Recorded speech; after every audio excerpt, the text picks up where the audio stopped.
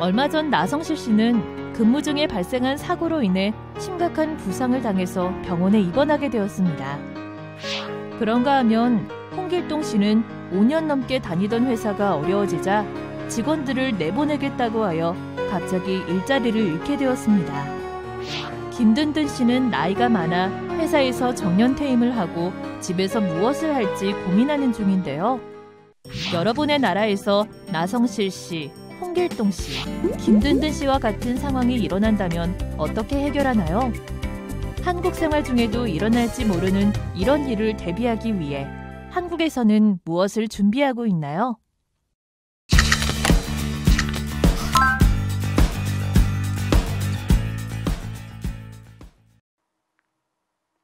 안녕하세요. 복지는 살아가면서 가장 중요하게 생각되는 요소인데요. 이와 관련해서 이번 시간에는 사회보험에 대해 알아보겠습니다.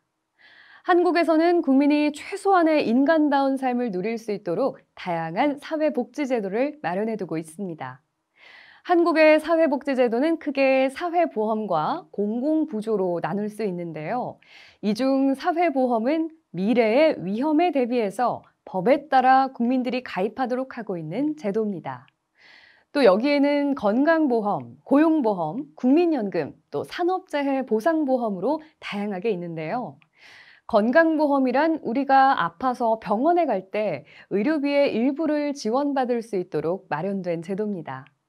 두 번째로 고용보험은 회사에서 해고됐을 때 일정 기간 금전적 지원을 받을 수 있도록 마련된 제도고요.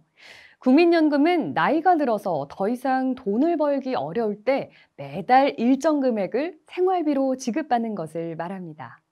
여기서 이 국민연금 업무를 담당하는 기관이 바로 국민연금관리공단입니다. 마지막으로 산업재해 보상보험은 회사에서 일하다가 사고로 다쳤을 때 병원비 등 피해에 대해서 보상을 받을 수 있도록 마련된 제도입니다. 이어서 공공부조가 무엇인지 알아볼까요? 공공부조는 생활이 어려운 사람들의 기본적인 생활 수준을 보장해주기 위해서 국가나 지방자치단체에서 생활비, 교육비, 의료비 등을 지원해주는 제도입니다. 소득이 최저생계비보다 적은 저소득층은 이 국민기초생활보장제도를 통해서 생활비를 지원받을 수 있습니다. 이뿐만 아니라 복지지원에는 갑작스럽게 어려운 일을 당해서 생계유지가 곤란한 저소득층 가구를 지원하는 긴급복지지원제도도 있습니다. 예를 들어 주로 돈을 벌어오는 사람이 크게 다치거나 큰 병을 앓게 돼서 더 이상 일을 할 수 없게 된 경우, 또는 화재 등으로 인해 살고 있던 집이나 건물에서 생활하기 어려운 상황이 발생하면 지방자치단체의 담당 부서나 보건복지부 콜센터로 전화해서 도움을 받을 수 있는데요. 특히 보건복지부 상담센터에서는 본인과 가족에게 필요한 복지 정보와 상담을 받을 수 있을 뿐만 아니라 각종 의료보장제도의 혜택을 받을 수 없던 국내 거주 외국인에게도 심의를 통해 의료비를 지원하고 있습니다. 알아두면 좋은 플러스 팁, 무엇인지 알아볼까요? 그렇다면 태풍, 지진, 전염병과 같은 재난 상황에서도 도움을 받을 수 있을까요?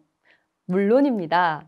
태풍, 지진, 전염병 확산 등 재난 상황에서 정부나 지방자치단체 등이 한시적으로 지급하는 재난 관련 지원금이 있는데요. 대표적으로 한국에서는 2020년 코로나 바이러스 감염증 19가 확산됨에 따라 재난 피해자의 지원과 경기 활성화를 위한 방법으로 재난 관련 지원금이 지급됐습니다. 이처럼 정부의 긴급재난지원금은 다양하게 제공되어 있는데요. 기초생활수급자 등 취약가정에는 별도 신청 과정 없이 현금으로 지급됐으며, 나머지 가구는 신청을 받아서 카드 포인트, 소비 쿠폰, 지역사랑 상품권 등으로 지급됐습니다.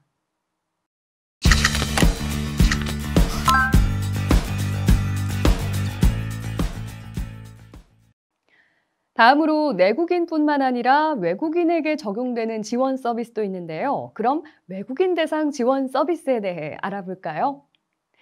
사회복지제도 중 공공부조는 원칙적으로 한국 국민에게만 적용되는 건데요. 하지만 한국에 살고 있는 외국인 중 대한민국 국민과 혼인한 사람 혹은 대한민국 국적을 가진 부모나 자녀를 돌보고 있는 사람, 그리고 법에 따라서 난민으로 인정된 사람 등은 소득이 최저생계비보다 적은 경우에 최저생계비, 의료비, 긴급복지 등을 지원받을 수 있습니다. 이외에도 한국 생활에 잘 적응하고 한국에서 주체적으로 살아갈 수 있도록 무료로 한국어와 한국 문화를 배울 수 있는 프로그램도 운영되고 있는데요. 또 임신을 한 상태이거나 출산을 앞둔 여성 결혼 이민자는 자신과 신생아의 건강관리 서비스도 받을 수 있습니다. 다음으로 다문화 가족, 외국인 지원기관에 대해 알아보겠습니다.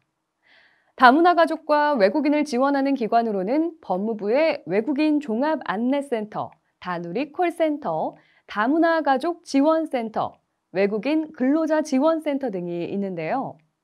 먼저 외국인 종합안내센터는 신분증 관련 업무, 체류 허가 관련 업무, 국적 관련 업무 등 한국에 거주하는 외국인의 출입국 행정민원 상담과 정보를 다국어로 지원하고 있습니다.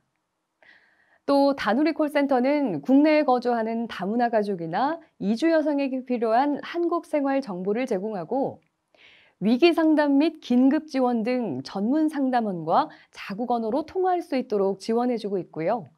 다문화 가족 지원센터는 다문화 가족의 한국 사회 적응을 돕는 교육과 자녀 언어 발달 지원 서비스 등을 제공합니다.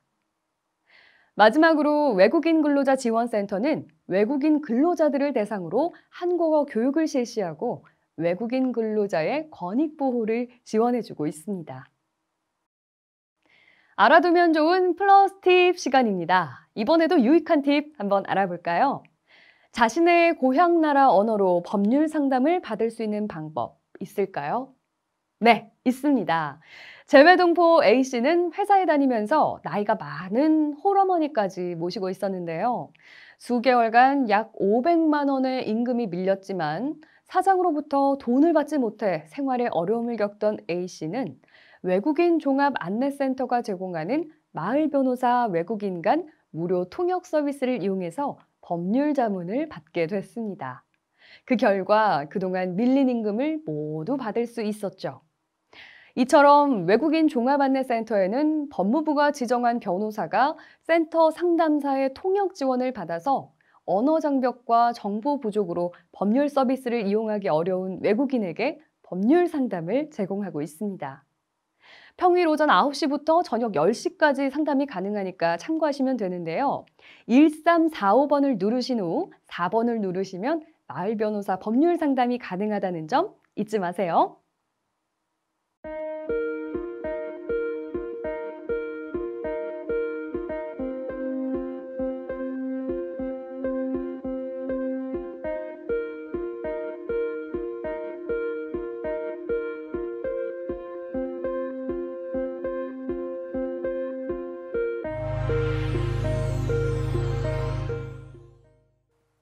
네팔 출신 한국 1호 의사인 정재한 씨는 가족 외에도 챙겨야 할 수많은 형제가 있는데요. 바로 국내에 체류 중인 이주 노동자들입니다.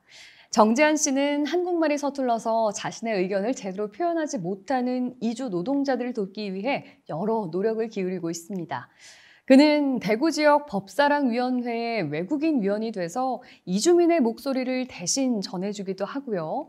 또 동료 의사들과 함께 모바일 커뮤니티를 열어서 한국에서 어려움을 겪는 네팔인들과 이주 노동자들을 돕고 있습니다. 여러분이 한국에서 지원받은 복지제도나 서비스, 여러분에게 도움을 줬던 사람이나 기관들이 있었나요? 본인이 겪었던 복지제도가 있다면 그 제도에 대해서 이야기해 봅시다.